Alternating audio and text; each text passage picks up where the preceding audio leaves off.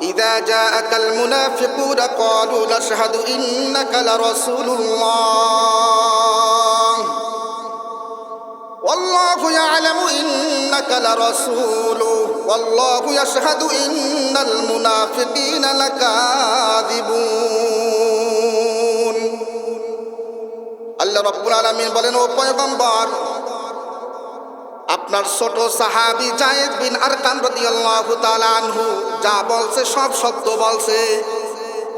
ওই মুনাফিক যা বলছে আপনি চিনেন না, তারা হইল মিথ্যাবাদী। তারা কি বলেন? তারা কি? মিথ্যাবাদী। এই আব্দুল্লাহ ইবনে উবাই যখন দুনিয়া থেকে বিদায় হয়ে যায়, আব্দুল্লাহ ইবনে উবাইর একজন ছেলে ছিল যার নাম আব্দুল্লাহ ইবনে উবাইদ ইবনে সুলুক।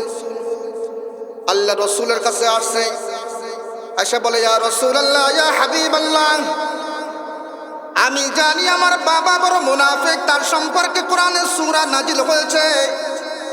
ও পয়গম্বর, কিন্তু আমার বাবার একটা ইচ্ছা ছিল, আপনার একটা জুব্বা মুবারক যেন আমার বাবার শরীরে জড়াইয়ে দেওয়া হয়, কাফনের কাফন বানাই দেওয়া হয়।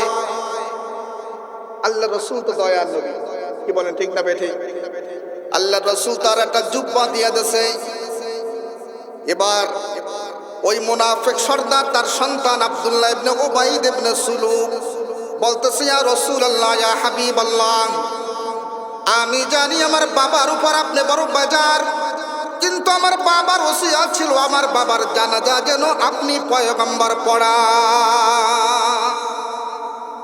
আল্লাহ রাসূল সাল্লাল্লাহু আলাইহি ওয়াসাল্লাম জানাজা পড়াবার জন্য রওনা করছেন।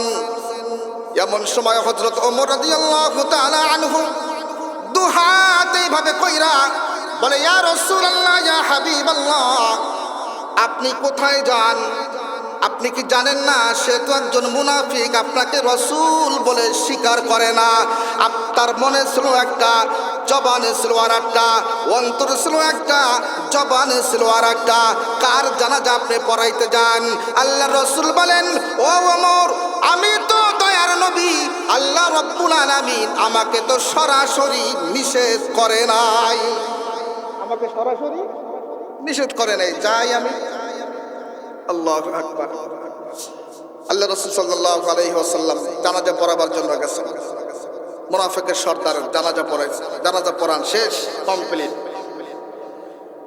ওই মুহূর্তে আল্লাহ রাব্বুল আলামিন সূরা তাওবার ৮০ নম্বর আয়াত জিবরাইলের মাধ্যমে পাঠিয়ে দিয়েছেন। জোরে বলেন সুবহানাল্লাহ। استغفر لهم أو لا تستغفر لهم إن تستغفر لهم 70 مرة فلن يغفر الله لهم। আল্লাহ রাব্বুল আলামিন বলেন, ও পয়গম্বর, আপনি যার জন্য ক্ষমা প্রার্থনা করেছেন, যার জানাজা পড়াইছেন, তার জন্য দোয়া করা আর না করা সমান। তার জন্য আপনি এরকম ভাবে তওবা ইস্তিগফার করা, ক্ষমা প্রার্থনা করা আর ক্ষমা প্রার্থনা না করা সমান। সুবহানাল্লাহ। আল্লাহ তাআলা সাথে সাথে ওহী নাযিল করছে, যার জন্য দোয়া করাও না করা সমান। এর জন্য আপনার ক্ষমা প্রার্থনা করা আর না করা কি সমান কথা। শুধু তাই নয়, 70 মাররাতান ফালাই ইয়াগফিরুল্লাহু লাহুম।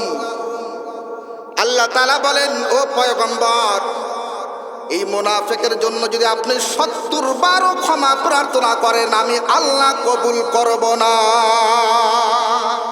70 মাররা, কতবার? 70 বারও যদি ক্ষমা প্রার্থনা করেন, আমি আল্লাহ তাআলা কবুল করব না। কোরআনের আয়াত খুলে দেখেন, সূরা তাওবার ৮০ নম্বর আয়াত পড়েন, বাংলা তরজমা দেখেন। মুনাফিকি স্বভাবটা কত খারাপ, চিন্তা করছেন? শুধু তাই নয়, এখানে শেষ নয়, আল্লাহ তাআলা নতুন করে অর্ডার দিয়েছে, পয়গম্বর, আজকের থেকে আপনি আর কোনো মুনাফিকের জানাজা পড়াবেন না।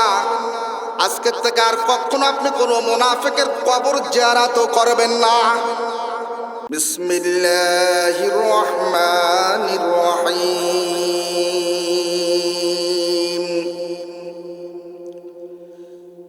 ইযা জাআকাল মুনাফিকুন ক্বালু নাশহাদু ইন্নাকা লারাসূলুল্লাহ ওয়াল্লাহু ইয়া'লামু ইন্নাকা লারাসূলুহু ওয়াল্লাহু ইয়াশহাদু ইন্নাল মুনাফিকিনা লাকাযিবুন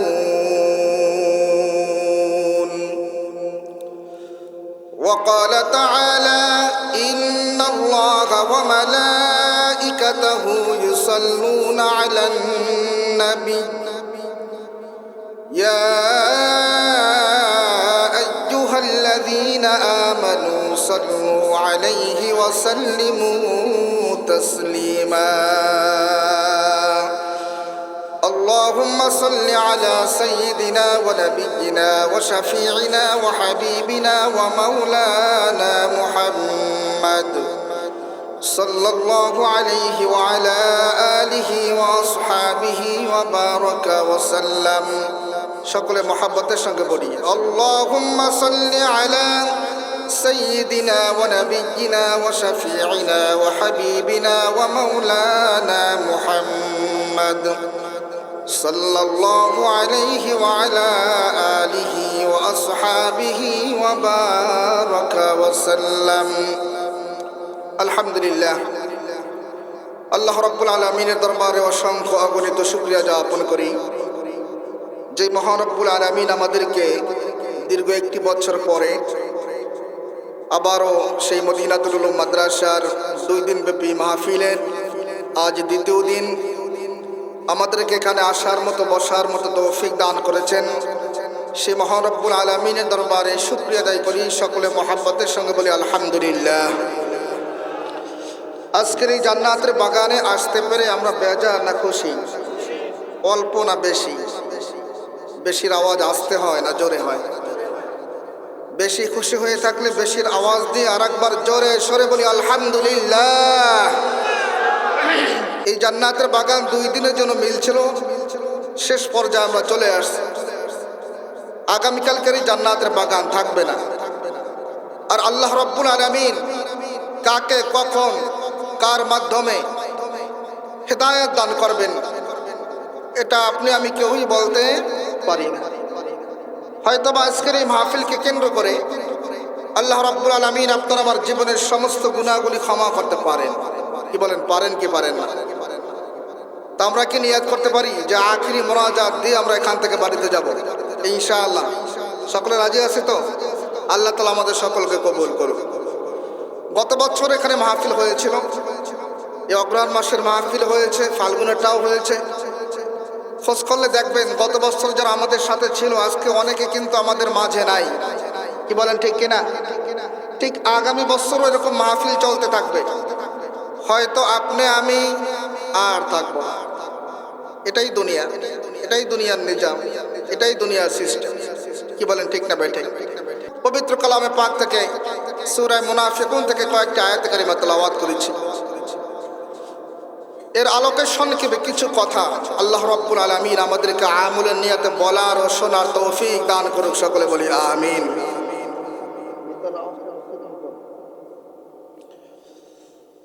আল্লাহ রাব্বুল আলামিন পবিত্র কালামে পাকের মধ্যে মুমিনদের জন্য আলোচনা করেছেন কাফেরদের জন্য আলোচনা করেছেন মুনাফিক ব্যাপারে আলোচনা করেছেন আবার মুমিনদের সম্পর্কে একটা সূরা আলাদা নাজিল করছেন কাফেরদের সম্পর্কে আলাদা একটা সূরা নাজিল করছেন মুনাফিকদের সম্পর্কে কোরআন শরীফের মধ্যে আলাদা সূরা নাজিল করছেন যেমন সূরা মুমিনুন قد أفلح المؤمنون الذين هم في صلاتهم خاشعون والذين هم عن اللغو معرضون একটা সূরা নাজিল করছেন সূরা কাফিরুন قل يا أيها الكافرون لا أعبد ما تعبدون ولا أنتم عابدون ما أعبد একটা সূরা নাজিল করছেন কাফেরদের সম্পর্কে ঠিক অনুরূপ ভাবে যারা মুনাফিক তাদের জন্য আল্লাহ তাআলা একটি সূরা নাজিল করছেন সূরাতুল মুনাফিকুন সেখান থেকে আমি কয়েকটি আয়াত কারিমা তেলাওয়াত করেছি এই সূরাটি কেন নাজিল হইল এর শানে নুজুল কি শানে নুজুল হলো তাকে বলে যেই কারণে সূরাটা নাজিল হয়েছে যেই কারণে সূরাটা কি হয়েছে, নাজিল হয়েছে, তাকে বলে কি শানে নজুল। বলে অমুক জায়গায় জ্ঞানজাম হয়েছে। জ্ঞানজামটা কেন হয়েছে তার আগে একটা কারণ আছে না নাই? এই সূরাটা কেন নাজিল হয়েছে এর আগেও একটা কারণ আছে, যেই কারণে সূরায় নাজিল হয়েছে তাকে বলে শানে নজুল। এই সূরার শানে নজুল হলো আল্লাহ রাসূল সাল্লাল্লাহু আলাইহি ওয়াসাল্লাম একবার সাহাবা ইকরামদেরকে নিয়ে কোথাও এক সফরে যাচ্ছিলেন। পথে মধ্যে একজন আনসার সাহাবী ও একজন মুহাজির সাহাবী, দুইজনের মধ্যে একটা জ্ঞানজাম লাগছে। কি নিয়ে জ্ঞানজাম লাগছে? একটা কূপের পানি নিয়ে জ্ঞানজাম লাগছে। কয়জনের মধ্যে? একজন আনসার সাহাবী আর একজন মুহাজির সাহাবী। মুহাজির কাকে বলে? যারা মক্কা থেকে হিজরত করে মদিনায় গেছেন তাদেরকে বলে মুহাজির। আর যারা মদিনার অধিবাসী আল্লাহ রাসূলের উপর ঈমান আনছেন তাদেরকে বলে আনসার। তাহলে মুহাজির যারা মক্কা থেকে মদিনায় গেছেন তাদেরকে মুহাজির বলে, আর মদিনার যারা সাহাবা ইকরাম ছিলেন তাদেরকে কি বলে? আনসার বলে। তো একজন মুহাজির সাহাবী একজন আনসার, দুইজনের মধ্যে জ্ঞানজাম লাগছে কি নিয়ে? একটা কূপের পানি নিয়ে। এই জ্ঞানজামটা যখন লাগলো, আল্লাহ রাসূল সাল্লাল্লাহু আলাইহি ওয়াসাল্লামের সাথে কিছু মুনাফিক চলাফেরা করত, যা নবীজি নিজেও জানতেন না। নবীজির সাথেই চলাফেরা করত, নবীজির পিছনেই নামাজ পড়ত, নবীজির সাথে দাওয়াতে যাইত। বর্তমান সমাজেও দেখবেন কিছু লোক যেই ইমামের পিছনে নামাজ পড়ে, বাজারে দোকানপাটে বসে ওই ইমামের ব্যাপারেই সমালোচনা করে। কি কর আছে না নাই? এটা এখন থেকে না, আল্লাহ রাসূল সাল্লাল্লাহু আলাইহি ওয়াসাল্লাম তার জামানায় এই অবস্থা ছিল। রাসূলের সাথে চলতো, কিন্তু কি ছিল? এরা মুনাফিক। তো মুনাফিকদের যে সর্দার ছিল তার নাম হইল আব্দুল্লাহ ইবনে উবাই। এই দুইজনের জ্ঞানজাম যখন শুরু হয়, এখন এই জ্ঞানজামটার দুইজনের মধ্যে নাই, পুরা আনসার সাহাবী মুহাজির সাহাবী সবার মধ্যে একই হয়ে গেছে, জড়াই গেছে। দেখবেন আমাদের সমাজে যদি দুই পাড়ার দুই গোষ্ঠীর দুই জায়গায় জ্ঞানজাম লাগে, কায় এই কি আছে সব নিয়ে আয়, কি বলেন? বলে না? ও কায় হালাদার গোষ্ঠী কি আছে সব আয় তাড়াতাড়ি, কি বলে? কি বলে না? আনসার সাহাবী কয় এই আনসার কারা আছো সবাই চলে আসো। মুহাজির যে সেও বলে কারা আছো সব চলে আসো। লাগছে বিশাল আকারের জ্ঞানজাম। এইখানে ওই মুনাফিকের একজন সর্দার ছিল যার নাম বললাম আব্দুল্লাহ ইবনে উবাই। সে সব কিছু শুনছে, শোনার পরে এখন বলতেছে আনসার সাহাবীদের, আমরা কাগো লালন পালন করি, কাদেরকে খাওয়ান দিই আমরা? হ্যাঁ, আমরা যাদেরকে দান করি আমরা মদিনায় ফিরে তাদের দান দেওয়া বন্ধ করে দেব। দান কি বন্ধ করে দেব, তাহলে রসুলের পাশ থেকে এগুলো সব ভেঙে যাবে, চলে যাবে সব। বর্তমান সমাজেও দেখবেন কিছু মুনাফিক এরকম আছে, এই অমুক মাদ্রাসায় দান সদকা করা যাবে না। কি করা আছে না? দান সদকা না করলে কি মাদ্রাসা বন্ধ হয়ে যাবে? কি বলেন? হ্যাঁ, খবরদার, ওই মসজিদে নামাজ পড়তে যাওয়া যাবে না। জুমার নামাজ পড়তে আসে পথে পথে ধৈরা, আর এই মসজিদে যান কেন? একদল আছে না বাধা দেয়। দেখেন মুনাফিকদের সাথে এদের কি মিল, দেখেন এটা। আব্দুল্লাহ ইবনে উবাই বলতেছে যে রসুলের সাথে যারা আছে এদেরকে খাওয়ান বন্ধ করে দাও, দান বন্ধ করে দাও, এরা সব চলে যাবে। আর আমরা মদিনায় ফিরে কি করব? আমরা সম্মানী ব্যক্তি সেখানে নেতৃত্ব দেব, অসম্মানী কোনো ব্যক্তি থাকতে পারবে না। অর্থাৎ ডাইরেক্ট আল্লাহ রসুলকে বুঝাইছে যে তাকেই মদিনার থেকে আমরা বের করে দেব। আমি আব্দুল্লাহ ইবনে উবাই, আমি সম্মানী ব্যক্তি, আমি মদিনায় থাকবো, সেখানে আমি পরিচালনা করবো। জোরে বলেন নাউজুবিল্লাহ। কোনোদিন সম্ভব? বলেন বলেন, কোনোদিন সম্ভব? কোনোদিন সম্ভব না। আব্দুল্লাহ ইবনে উবাই যখন এই কথাগুলো বলা শুরু করলো, আল্লাহ রাসূল সাল্লাল্লাহু আলাইহি ওয়াসাল্লামের একজন ছোট সাহাবী ছিল যায়েদ বিন আরকাম রাদিয়াল্লাহু তাআলা আনহু। কি নাম? যায়েদ বিন আরকাম রাদিয়াল্লাহু তাআলা আনহু। সে সব কিছু শুনে আল্লাহ রসুলের কাছে যাই বলে দিচ্ছে, ইয়া রাসূলুল্লাহ, ইয়া হাবিবাল্লাহ, ওই যে আব্দুল্লাহ ইবনে উবাই আপনার সাথে চলাফেরা করে, সে এই কথাগুলো বলছে। তাই এই ডাকো, আব্দুল্লাহ ইবনে উবাইকে ডাকো। ডাকছে, এই তুমি কি এগুলো বলছো? ইয়া রাসূলুল্লাহ, ইয়া হাবিবাল্লাহ, না না, প্রশ্নই আসে না। কিছু লোক দেখবেন সমাজে এমন ভাবে মিথ্যা কথা মানে সুন্দর করে গুছাইয়া বলে যে মানুষ বিশ্বাস না কইরা পারেই না। ওই মুনাফিকের সর্দার আব্দুল্লাহ ইবনে উবাই সেও এমন ভাবে গুছাইয়া আল্লাহ রসুলকে বলছে।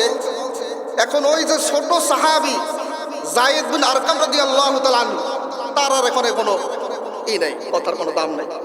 আমরা তো অনেক সময় করি, ছোট বাচ্চারা কোনো কিছু বললে হ্যাঁ তুই থাক, কি বলেন বলি না।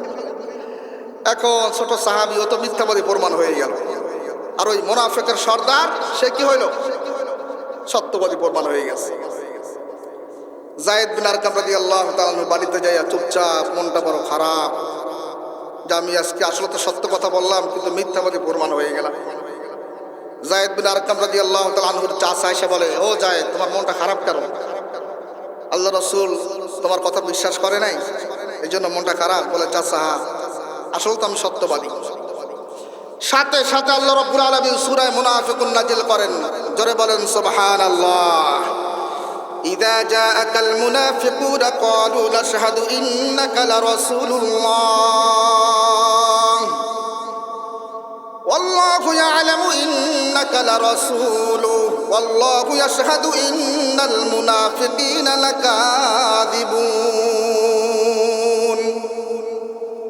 আল্লাহ রাব্বুল আলামিন বলেন, ও পয়গম্বর, আপনার ছোট সাহাবী যায়েদ বিন আরকাম রাদিয়াল্লাহু তাআলা আনহু যা বলছে সব সত্য বলছে। ওই মুনাফিক যা বলছে আপনি চিনেন না, তারা হইল মিথ্যাবাদী। তারা কি বলেন? তারা কি? মিথ্যাবাদী। এই আব্দুল্লাহ ইবনে উবাই যখন দুনিয়া থেকে বিদায় হয়ে যায়, আব্দুল্লাহ ইবনে উবাইর একজন ছেলে ছিল যার নাম আব্দুল্লাহ ইবনে উবাই ইবনে সুলুক। আল্লাহ রসুলের কাছে আসছে, এসে বলে, ইয়া রাসূলুল্লাহ, ইয়া হাবিবাল্লাহ, আমি জানি আমার বাবা বড় মুনাফিক, তার সম্পর্কে কোরআনে সূরা নাজিল হয়েছে। ও পয়গম্বর, কিন্তু আমার বাবার একটা ইচ্ছা ছিল আপনার একটা জুব্বা মুবারক যেন আমার বাবার শরীরে জড়াইয়ে দেওয়া হয়, কাফনের কাফন বানাই দেওয়া হয়। আল্লাহ রসুল তো দয়ার নবী, কি বলেন ঠিক না বেঠিক? আল্লাহ রসুল তার একটা জুব্বা দিয়ে দিয়েছে। এবার ওই মুনাফিক সর্দার তার সন্তান আব্দুল্লাহ ইবনে উবাই ইবনে সুলুক বলতেছে, ইয়া রাসূলুল্লাহ, ইয়া হাবিবাল্লাহ, আমি জানি আমার বাবার উপর আপনি বড় বেজার, কিন্তু আমার বাবার ওসিয়ত ছিল আমার বাবার জানাজা যেন আপনি পয়গম্বর পড়া। আল্লাহ রাসূল সাল্লাল্লাহু আলাইহি ওয়াসাল্লাম জানাজা পড়াবার জন্য রওনা করছেন।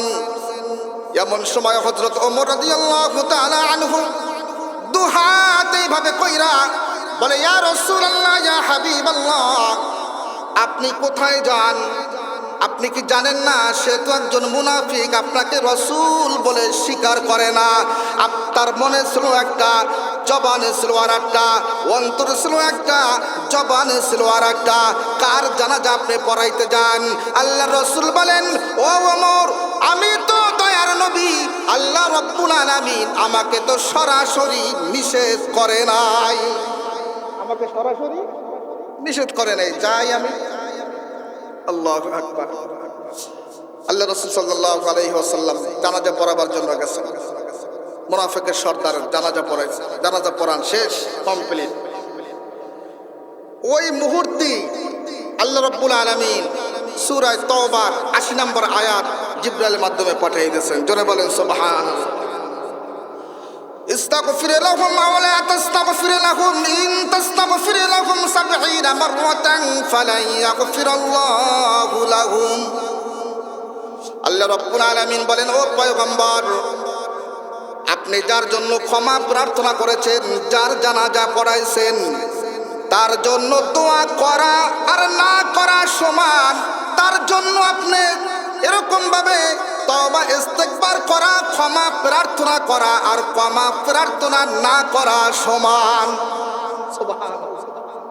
আল্লাহ তাআলা সাথে সাথে ওহী নাযিল করছে, যার জন্য দোয়া করাও না করা সমান। এর জন্য আপনার ক্ষমা প্রার্থনা করা আর না করা কি সমান কথা। শুধু তাই নয়, 70 মাররাতান ফালাই ইয়াগফিরুল্লাহু লাহুম। আল্লাহ তাআলা বলেন, ও পয়গম্বর, এই মুনাফিকের জন্য যদি আপনি 70 বারও ক্ষমা প্রার্থনা করেন, আমি আল্লাহ কবুল করব না। 70 মাররা, কতবার? 70 বারও যদি ক্ষমা প্রার্থনা করেন, আমি আল্লাহ তাআলা কবুল করব না। কোরআনের আয়াত খুলে দেখেন, সূরা তাওবার 80 নম্বর আয়াত পড়েন, বাংলা তরজমা দেখেন। মুনাফিকি স্বভাবটা কত খারাপ, চিন্তা করছেন? শুধু তাই নয়, এখানে শেষ নয়, আল্লাহ তাআলা নতুন করে অর্ডার দিয়েছে, পয়গম্বর আজকের থেকে আপনি আর কোনো মুনাফিকের জানাজা পড়াবেন না। আজকের থেকে আর কখনো আপনি কোনো মুনাফিকের কবর জিয়ারতও করবেন না। আপনি তো চিনেন না, লিস্ট নেন, এই লিস্টের মধ্যে এদের নাম দিয়ে দিলাম। এরা যখন দুনিয়া থেকে বিদায় হয়ে যাবে, তাদের জানাজায় আপনি শরীক হবেন না। চিন্তা করছেন কত মুনাফিক, কত খারাপ জিনিস। মুনাফিক কাকে বলে? জবানে একটা, অন্তরে আর একটা। বলেন বলেন, জবানে একটা, অন্তরে কি আর একটা, এলে মুনাফিক। আল্লাহ রাসূল বলেন, মুনাফিকের গুণ বলছেন কি কি গুণ, এর মধ্যে একটা হলো সবসময় মিথ্যা কথা বলে। কি বলে? মিথ্যা কথা বলবে, এটা মুনাফিকের চরিত্র। যাক, আল্লাহ রাসূল সাল্লাল্লাহু আলাইহি ওয়াসাল্লামের কাছে লিস্ট দিয়ে গেছেন। এখন আল্লাহ রাসূল দুনিয়া থেকে বিদায় হওয়ার আগে একজন নরম দিলওয়ালা সাহাবী হযরত হুযায়ফা রাদিয়াল্লাহু তাআলা আনহু, তার কাছে এই লিস্টটা দিয়ে গেছে। ও হুযায়ফা, আমি দুনিয়া থেকে যদি বিদায় হয়ে যাই, তোমার কাছে লিস্ট দিয়ে গেলাম, এরা যদি মারা যায়, এদের জানাজায় তুমিও শরীক হবা না। শুধু তাই না, এই লিস্টিতে যাদের যাদের নাম আছে, দুনিয়ার কোনো কাউকে কোনোদিন বলবা না। কাউকে কি বলবা না। হযরত ওমর রাদিয়াল্লাহু তাআলা আনহু একদিন রাত্রিবেলা হুযায়ফার বাড়ি গেছে, যাই বলে, হুযায়ফা রে, আমি জানি আল্লাহর রাসূল তোমার কাছে একটা মুনাফিকদের লিস্ট দিয়ে গেছে, আমি একটু জানবার চাই ওই মুনাফিকের লিস্টের মধ্যে আমি ওমরের নাম আসেনি। হুযায়ফা বলে, না, এটা বলা সম্ভব না, আল্লাহর রাসূল নিষেধ করে গেছে, বলা সম্ভব না। আর একদিন বৃষ্টির মধ্যে, রাত্রিবেলা আস্তে আস্তে বৃষ্টি পড়ে, বৃষ্টির মধ্যে হুযায়ফার বাড়ি গেল, যে হযরত ওমর রাদিয়াল্লাহু তাআলা আনহু বলে, ও হুযায়ফা, তুমি বলবা না, আমি ভালো করে জানি রাসূল নিষেধ করছে, তবে এতটুকু আমি জানতে চাই, আমি মারা গেলে তুমি জানাজায় শরীক হবানি। হযরত হুযায়ফা রাদিয়াল্লাহু তাআলা আনহু দুই চোখের পানি ছেড়ে কান্দে, বলে, আমিরুল মুমিনিন, খলিফাতুল মুসলিমিন, আপনি যদি মারা যান, আপনার জানাজা আমি কেন শরীক হব না? তখন ওমর রাদিয়াল্লাহু তাআলা আনহু দুই চোখের পানি ছেড়ে কান্দে আর বলতেছে, এখন আমার মনটা একটু ফ্রেশ হইল।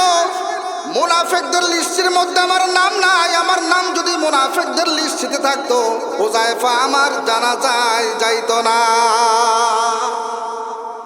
ভাইরা আমার, এই মুনাফিকের চরিত্র এটা বড় একটা খারাপ চরিত্র। আমাদের মধ্যে আছে না নাই?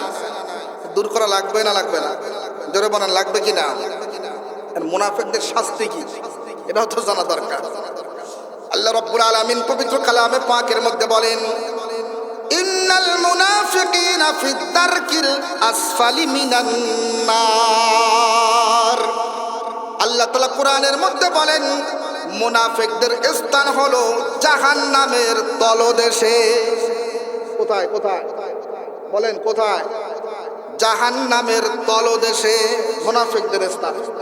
জাহান্নামের তলদেশ কোথায়, এটা তো খোঁজা দরকার। কি বলেন? এই দুনিয়াতে কেউ যদি নিচে বোর্ডিং করে, 6 মাইলের বেশি আর যাবে না। কয় মাইল? 6 মাইল। এই 6 মাইলের পরে একটা পাত আছে, লোহার পাত, ওই লোহার পাতটা হলো 6 মাইল। কয় মাইল? এরপরে আর একটা পাত আছে, এটা হইল ওই কি বলে আরো, হ্যাঁ, তামা। তামা, তামার একটা পাত আছে, ওটাও কয় মাইল? 6 মাইল। ওটাও কয় মাইল? এটাও 6 মাইল। এরপর আরো একটা পাত আছে, এটাও 6 মাইল। তাহলে 4 6 কত? 24 মাইল জমিন থেকে 24 মাইল নিচে হলো সিজ্জিন অর্থাৎ জাহান্নাম। নিচে কি? জাহান্নাম। আল্লাহ, একদিন আল্লাহ রাসূল সাল্লাল্লাহু আলাইহি ওয়াসাল্লাম সাহাবায়ে কিরামদেরকে নিয়ে বয়ান করতেছেন। এমন সময় শুনে বিশাল একটা বিকট আওয়াজ শোনা যায়। আল্লাহ রাসূল বলেন, ও আমার সাহাবারা, কিসের আওয়াজ আসছে তোমরা জানো? সাহাবায়ে কিরাম বলেন, না না ইয়া রাসূলুল্লাহ, ইয়া হাবিবাল্লাহ, আল্লাহ এবং আল্লাহর রাসূল ভালো জানে, আমরা বলতে পারি না। আল্লাহ রাসূল বলেন, ও আমার সাহাবারা, আজ থেকে 70,000 বছর আগে জমিন থেকে একটা পাথর নিক্ষেপ করা হয়েছিল। ওই পাথরটা মাত্র জাহান্নামের তলায় যায়া লাগছে। জোরে বলেন সুবহানাল্লাহ। কত বছর? 70,000 বছর।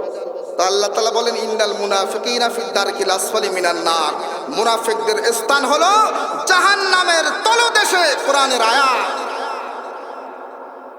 এখন এই মুনাফিকি গুণ যদি আমাদের মধ্যে থাকে, এটা দূর করা লাগবে কিনা? বলেন, দূর করা লাগবে কিনা? হিংসা, তাকাব্বুর, চগলখড়ি, এগুলো করা লাগবে কি লাগবে না? হ্যাঁ, এগুলো সব দূর করা লাগবে। আমাদের সমাজে কিন্তু এইগুলোই বেশি। কি বলেন, ঠিক না বেটি?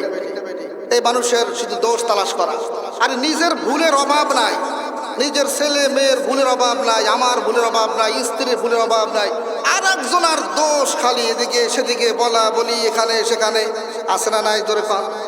হ্যাঁ, মেয়ের একটা সম্বন্ধের জন্য আসে, ধরেন আশেপাশে বাড়ির থেকে এমন একটা কথা বলে দেয়, কারে কোথায় আসছেন আপনারা, এ দিয়ে আরো 2টা সংসার করে আসছে, আর বাচ্চা আছে। কি বলেন, আসে না নাই? যেই কোনো কাজে যাবেন, শুধু মানুষ কি করবে, আর একজনের ক্ষতি কিভাবে হয় সেই কাজ করবে। কি বলেন, কথা ঠিক না বেটে? এই রোগগুলো আমাদের দূর করা লাগবে কি লাগবে না? অবশ্যই এগুলো আমাদের দূর করা দরকার। আল্লাহ, আর একটা জিনিস মনে রাখতে হবে, আমাদের সমাজ, আমরা ওয়াজ মাহফিল শুনি, কিন্তু এর থেকে আমল কিন্তু আমরা তেমন করি না, কোনো শিক্ষা আমরা নিই না। চোখের সামনে কত মানুষ দুনিয়া থেকে বিদায় হয়ে যায়, কিন্তু আমারও তো যাইতে হবে, এই চিন্তাটুকু আমরা করি না। আর যারা এই চিন্তা করে না, তাদের দ্বারা সব কিছু কি সম্ভব? বলেন, তাদের দ্বারা সব কিছুই কি সম্ভব। কি বলেন, কথা ঠিক না বেটি? তাহলে আমরা এতটুকু আজকের মাহফিল থেকে নিয়াত করতে পারি যে আমরা আল্লাহ তাআলা যতদিন হায়াত দান করেন, কোনোদিন মুনাফিকি করবো না। রাজি আছি সবাই? কোনোদিন মিথ্যা কথা বলবো না। রাজি আছি সবাই? আর একজনের জমির আইল ঠালবো না। রাজি আছি সবাই? হ্যাঁ, শোনেন, আমি যদি কোথাও জায়গা পাই, ওটা আনা আমার জন্য জরুরি। ওটা আমার জন্য কি? এটা অবশ্যই জরুরি। এখন আমি পাইতেছি, কাগজ কলমে পাইতেছি, এখন যদি বলে আর এর মধ্যে জায়গা জমি লোভ ঢুকে গেছে, এটা হইলো কথা? হয় নাই। আমি আর এক জায়গা পাইলে ওটা আমার আনতে হবে, আর আমি কারোরটা খাইলে ওটাও ছেড়ে দিতে হবে, এই নিয়ে থাকতে হবে। কি বলেন, ঠিক না? আমি কারোরটা খাবো না, আমারটাও কাউকে ভোগ করতে দিব না, পরিষ্কার। আমি কারটা খাবো না, আমারটাও কাউকে ভোগ করতে দিব না, এটাই পরিষ্কার। তাহলে আমরা আজকের ওয়াজ মাহফিল থেকে এই ছোট্ট ছোট্ট আমলগুলো যদি আমরা করতে পারি, যে মিথ্যা বলবো না, মানুষের গীবাত শেখাত করবো না, অন্তরের মধ্যে কোনো তাকাব্বুরি থাকবে না, আমার মধ্যে কোনো বরত্ব থাকবে না, আমার মধ্যে এরকমভাবে কোনো চগলখড়ি থাকবে না, কোনো মুনাফিকি থাকবে না। এই ছোট ছোট দেখতে যদি ছোট, কিন্তু এগুলোর আযাব শাস্তি কিন্তু অনেক বড়। এগুলো আযাব শাস্তি কি, এগুলো অনেক বড়। এগুলো আমাদের সকলের আমল করা দরকার। এগুলো যদি আমল করতে পারি, তখন যদি কবরে যাই, তাহলে রাসূল সাল্লাল্লাহু আলাইহি ওয়াসাল্লাম বলেন, আল কবরু রাউজাতুম মিন রিয়াজিল জান্নাহ আও হুফরাতুম মিন হুফারিন নার। যারা এরকম দুনিয়ায় আল্লাহকে রাজি খুশি কইরা নেক আমল কইরা কবরে যাবে, তাদের কবরটা কবর থাকবে না, তাদের কবরটা জান্নাতের বাগান হয়ে যাবে। জোরে বলেন সুবহানাল্লাহ। আল্লাহ রাসূল সাল্লাল্লাহু আলাইহি ওয়াসাল্লাম বলেন, যারা দুনিয়াতে নেক আমল করবে না, আল্লাহর ইবাদত করবে না, রাসূলের তরিকা মতো চলবে না, আল্লাহ রাসূল বলেন এই সমস্ত লোকগুলা কবরে গেলে তাদের কবর আর কবর থাকবে না, কবরটা জাহান্নামের একটা কুয়ায় পরিণত হয়ে যায়। জোরে বলেন নাউজুবিল্লাহ, জোরে বলেন নাউজুবিল্লাহ। আমরা কি চাই আমার কবরগুলা জান্নাতের বাগান হোক? কি বলেন? চাই কিনা? আমাদের প্রত্যেকটি কবর যেন জান্নাতের বাগান হয়, আমরা চাই কিনা? তাহলে কি করতে হবে? নেক আমল করতে হবে। বলেন কি করতে হবে? নেক আমল করতে হবে। এই যে আজকে আপনাদেরকে এখানে আমরা আসার জন্য বললাম, দাওয়াত দিলাম, এর উদ্দেশ্য কি? একটা উদ্দেশ্য আছে না নাই? বলেন উদ্দেশ্য আছে না নাই? নিজেদের পকেটের টাকা খরচা করে যে মাহফিল আয়োজন করা হয়েছে, কি বলেন ঠিক না? কেন করা হয়েছে? একটাই উদ্দেশ্য, এখান থেকে যদি একটা মানুষ দ্বীনের হেদায়েত পায়, একটা মানুষ যদি দ্বীনের বুঝ পায়, একটা মানুষ যদি এখান থেকে আল্লাহ ওয়ালা হয়, এটাই আল্লাহর দ্বারা কামিয়াব, মাহফিল কামিয়াব। এর উসিলায় আমাদেরকেও আল্লাহ তাআলা ক্ষমা করবে। কি বলেন কথা ঠিক না বেঠিক? এই তো উদ্দেশ্য। আর কি উদ্দেশ্য? আমি তো আর কোনো উদ্দেশ্য দেখি না। আমারও আজকে প্রোগ্রাম ছিল, সেই প্রোগ্রাম ছেড়ে আসছে, নিজের পকেটের টাকা মাহফিলে ব্যয় করছে। আমার বাবা, আমার ভাই, সবার প্রোগ্রাম এই বাদ দিয়ে আপনাদের জন্য আয়োজন করা হয়েছে। কেন? কি অনেক ব্যবসা মাহফিলে? হ্যাঁ, কেউ বলতে পারবেন 1 টাকা চাইছে? হয়তো আশেপাশে কিছু চাল উঠেছে বোর্ডিংয়ের জন্য, মাহফিলের জন্য। এই মাহফিলের সম্পূর্ণ খরচটা আমরাই দিয়ে দিই। তাহলে একটাই উদ্দেশ্য আমাদের, একটা মানুষ যেন হেদায়েত পায়, একটা মানুষ যেন দ্বীনের সঠিক বুঝ পায়, একটা মানুষ যেন, আমার এলাকার একটা মানুষ যেন আল্লাহ ওয়ালা হয়। এর উসিলায় হয়তো কিয়ামতের ময়দানে আল্লাহ তাআলা আমাদেরকেও নাজাত দিতে পারেন। কি বলেন, পারেন কি পারেন না? আল্লাহ রাব্বুল আলামিন কিয়ামতের ময়দানে ছোট ছোট অনেক উসিলা তালাশ করবেন, ছোট ছোট মানুষের উসিলা তালাশ করে জান্নাতে দিয়ে দেবেন। সুবহানাল্লাহ। ছোট ছোট উসিলা। আমাদের 3-4টা সন্তান, একটা সন্তান দ্বীনে ইলম শিক্ষা দিই, মাদ্রাসায় দিই, সবারই দরকার নাই। 2টা সন্তান, একজন পড়ান অন্য লাইনে, একজন দ্বীনের লাইনে দেওয়া যায় কি যায় না? কোরআন পড়বে, আল্লাহু আকবার। তাদের কত উপকার! যাদের সন্তান কোরআনের হাফেজ হয়, যাদের সন্তান কোরআনের আলেম হয়, তাদের কত লাভ!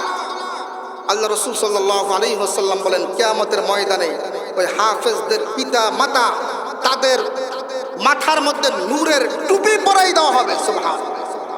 শুধু তাই নয়, আল্লাহ রাসূল সাল্লাল্লাহু আলাইহি ওয়াসাল্লাম বলেন, যারা কোরআনের হাফেজের মা বাবা, কোরআনের হাফেজ যারা, কিয়ামতের ময়দানে আল্লাহ রাব্বুল আলামিন বলবেন, ও কোরআনের হাফেজ, তোমাকে আজকে একটা স্পেশাল পাওয়ার দান করলাম। 10 জন জাহান্নামী, যারা জাহান্নাম ওয়াজিব হয়ে গেছে, তাদেরকে সুপারিশ কইরা জান্নাতে নিয়ে যা। কোথায় নিয়ে যাও? জান্নাতে নিয়ে যাও। 10 জন যাদের উপর কাছে আযাব হইতেছে, ওই পথের থেকে যখন আবার আসতেছে, তখন দেখা যায় ওখানে আযাব নাই। ওখানে কি আযাব নাই? তো জিজ্ঞেস করছে কি ব্যাপার, যাওয়ার সময় দেখলাম আযাব, এখন আযাব নাই, কারণ কি?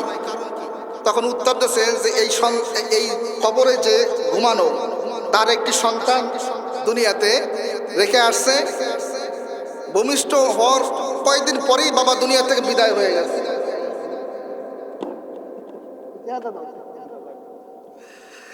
কি করছে? দুনিয়াতে একটা সন্তান ভূমিষ্ঠ হয়েছে, কিছুদিন পরেই বাবা দুনিয়া থেকে বিদায় হয়ে গেছে। তাফসীরে কাবীরের মধ্যে এই ঘটনাটা উল্লেখ করা হয়। তখন বলতেছে যে আমি যখন সন্তানটা দুনিয়াতে রেখে আসলাম, আসার পরে এই সন্তান যখন আস্তে আস্তে বড় হয়, ওর মা ওকে মাদ্রাসায় ভর্তি করে দিয়েছে। মাদ্রাসায় ভর্তি করাইলে সর্বপ্রথম কি পড়ায়? বিসমিল্লাহির রহমানির রহিম। কি বলেন ঠিক না বেটি?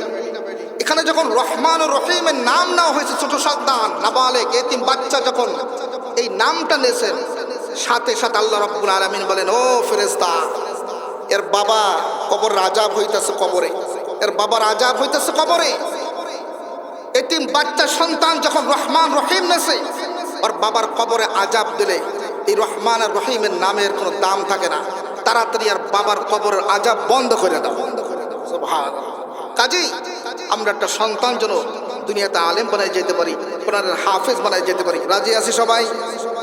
যাদের সন্তান বড় হয়ে গেছে একটা নাতি দেব, এর উসিলায় আল্লাহ তাআলা আপনাকে আমাকে কবুল করতে পারেন। যতটুকু আলোচনা করলাম আমি সহ সকলকে আমল করার তৌফিক দান করুক, আমিন। ওয়া আখিরু দাওয়ানা আলহামদুলিল্লাহি রাব্বিল আলামিন।